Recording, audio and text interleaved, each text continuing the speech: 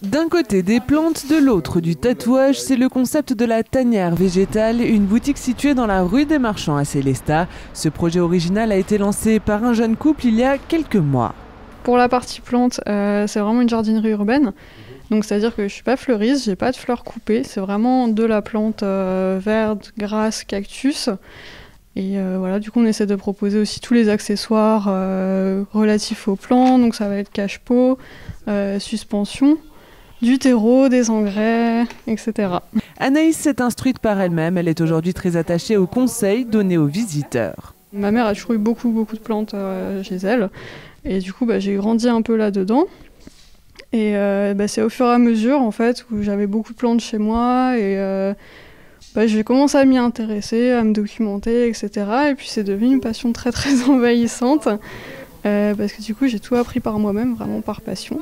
Et c'était un peu un rêve d'avoir ma propre boutique où je pourrais conseiller les gens comme il faut pour avoir les plantes, parce que c'est ça qui est le plus compliqué souvent en fait, d'avoir les bons conseils pour les faire tenir.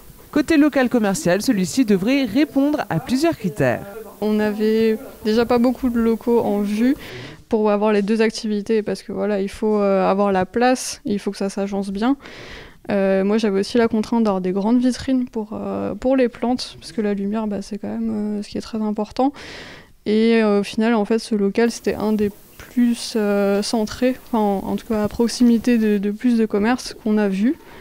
Alors c'est vrai que ce côté de la rue est un peu moins animé que l'autre, mais voilà, on s'y plaît quand même bien. On espère que ça va bouger encore un peu plus au centre-ville à Sélestat.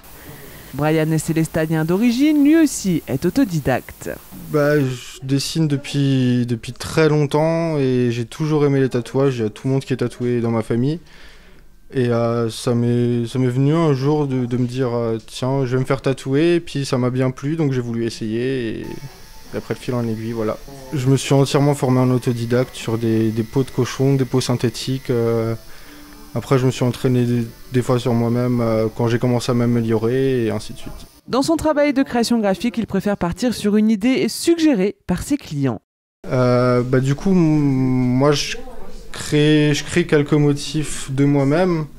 Après, je préfère fonctionner où les personnes me donnent l'idée de ce qu'ils veulent et moi, je fais un dessin. Mais je crée quand même le dessin entièrement, mais à partir d'une idée qu'eux ont.